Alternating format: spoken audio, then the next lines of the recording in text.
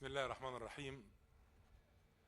في البداية بحب أرحب بالسادة الحضور، كل السادة الحضور، وعايز أبتدي بالشكر لله سبحانه وتعالى. حقيقة ربنا أنعم علينا بنعم كتير جدا جدا. ربنا سبحانه وتعالى بيكلل جهود بالتوفيق إذا كان هناك من يعمل بإخلاص.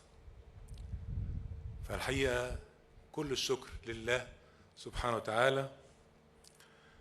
ويمكن النهاردة في مكان أعتقد أستاذنا زاهي حواس ويعقوب السعدي وشريف اتكلموا عن المكان اللي احنا واقفين فيه، واتكلموا قد كده المكان ده مكان أفضل مكان في العالم، هذه المدينة الطيبة بهذه الحضارة، حضارة التاريخ اللي موجودة. عشان كده كان يجب ان احنا عند تتويج لسنوات طويلة جدا من 1907 لغاية النهاردة، تتويج ان احنا يكون عندنا مناسبتين، المناسبتين في منتهى السعادة بالنسبة لنا. ويمكن بصفة شخصية النهاردة يوم من أسعد أيام حياتي، إن أنا أكون في وسط حضراتكم النهاردة وفي وجود هذا العمق التاريخي، وفي وجود هذا الإنجاز الطيب اللي من 1907 كل من عمل إداري، إدارة تنفيذية، مجلس إدارة، عاملين، لاعبين، أجهزة فنية، كل من مثل النادي الأهلي لاعبا فنيا مسؤولا له دور في الكاس ده، له دور في اليوم ده. كل من مثل النادي الأهلي كل واحد فيهم ليه دور. ولا بنتكلم على اليوم الحب اللي بيجمع النادي الأهلي، الحب، حب مسؤولين، حب منظومة بتعمل مع بعض، حب من له بعد الله سبحانه وتعالى من له الفضل، حب جماهير النادي الأهلي. جماهير النادي الأهلي تستحق، هي دي الجماهير، أو هو العنصر المشترك، كلنا زائلون. وجماهير النادي الأهلي بيتوارثوا حب النادي وبيتوارثوا دعم النادي. واحنا كمسؤولين أو لاعبين لما بنحس بمشاعر الناس أعتقد عطائنا يزيد. لما نحس حتى في وقت كبوة بتحصل في دعم الناس ودعم الجمهور بتقومك تاني، هي اللي بتوقفك تاني بتوفيق الله سبحانه وتعالى. النادي الأهلي الحمد لله رب العالمين. ويمكن جملة كده كنت عايز أسميها الرياضة الوطنية. يعني إيه الرياضة الوطنية؟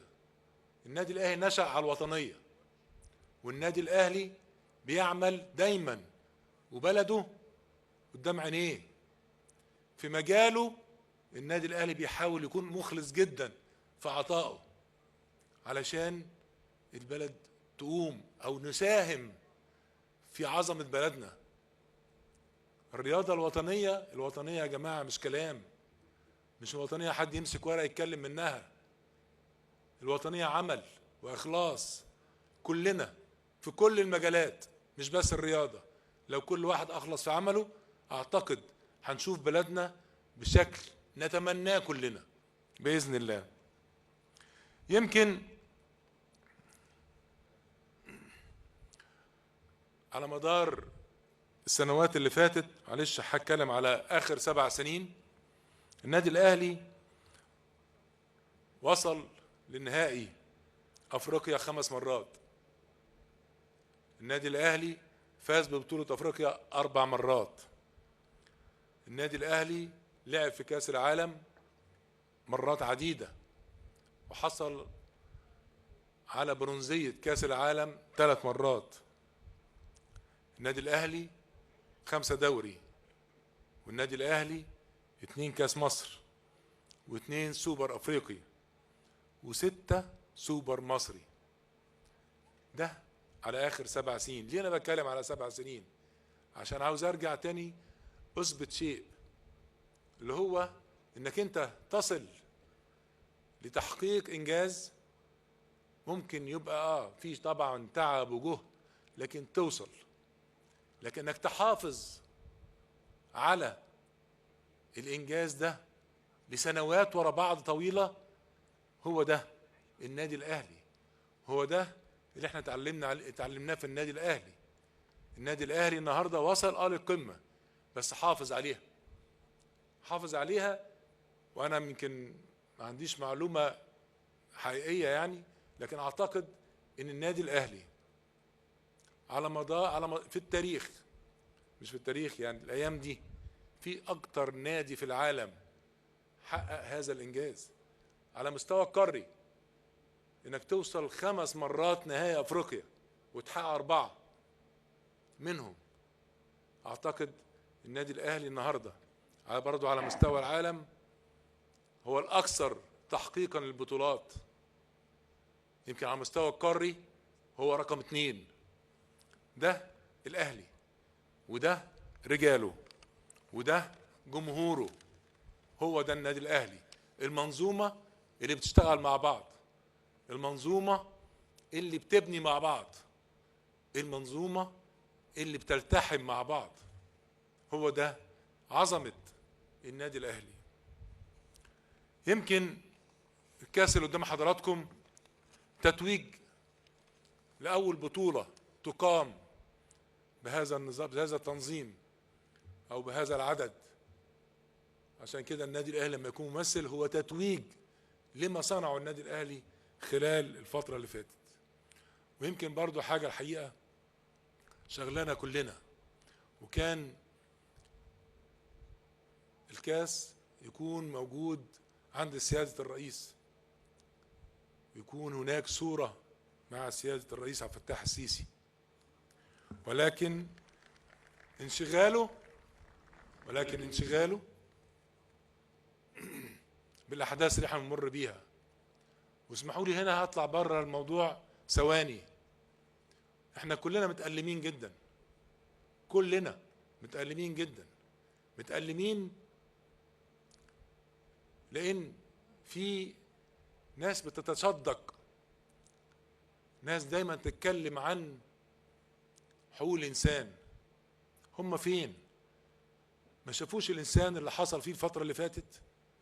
عشان كده أنا الحقيقة بحيي السيد الرئيس عبد الفتاح السيسي والدولة المصرية لموقفها النهاردة من اللي بيطالب كمان بتهجير أهلنا في غزة.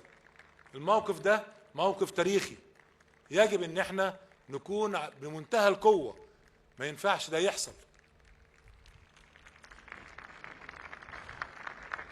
انا الحقيقة برضو في ولاد النهاردة ذكرى رحيل اخ عزيز عليا جدا وزميل كابتن ثابت البطل. النهاردة كمان ثابت حتى في مماته وفاته من الله سبحانه وتعالى ان يكون اليوم ده، اليوم ذكرى وفاته، هو نفس اليوم اللي يكون هناك احتفالية بتاريخ للنادي الاهلي. هم احتفاليتين، في واحدة لسه هنتكلم عليها، لكن نتكلم عن الاحتفالية اللي احنا موجودين فيها دلوقتي. عايز الحقيقة ان انا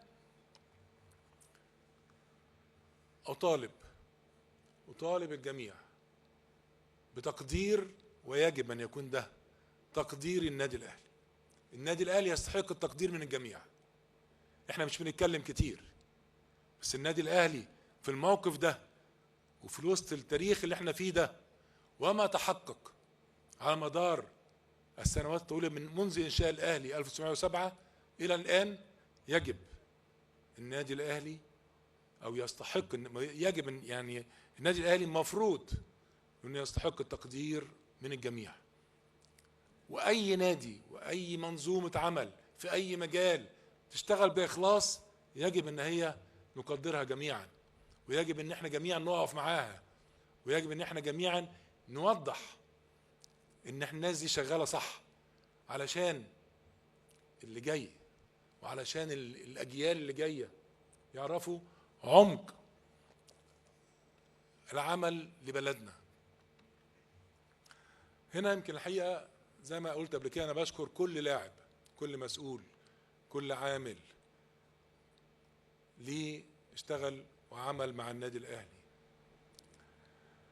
كمان عايز أشكر الحقيقة زمايلي أعضاء مجلس إدارة، في منهم اللي قاعد معايا دورتين دلوقتي، وفي منهم اللي بيكون دورة واحدة. كلهم مؤمنين تماما بالعمل الجاد، بالصمت والعمل. لما كان بيحصل مشكلة وحد بيطلع يتطاول عن النادي الأهلي، كنت بطلب منهم كلهم محدش يرد، اشتغلوا بس، نشتغل بس، شغلنا هو الرد، الشغل هو الرد، الإنجاز هو الرد، النجاحات هي الرد. عشان كده أنا بشكرهم كلهم، مشوا على نفس هذا القدر. مش عايز أنسى الحقيقة نرحب بالسادة المسؤولين الاتحاد الدولي. الحقيقة يمكن هم عندهم برضو لفة طويلة على 32 دولة مشتركة، فأنا بشكرهم جدا لحضورهم، وأتمنى يكونوا حسوا بقيمة هذا المكان التاريخي اللي بيتعمل فيه أو نقدم فيه كأس العالم للأندية إن شاء الله 25. قبل ما أشكر كل السادة الحضور، أحب أشكر العنصر الشريك وهو جماهير النادي الأهلي. احنا بقى اللي بنقدم لكم بالشكر، لأن انتوا فعلا من 1907 انتوا فعلا اللي في ظهر النادي الأهلي. بشكركم جدا وبشكر كل السادة الحضور. السلام عليكم ورحمة الله وبركاته.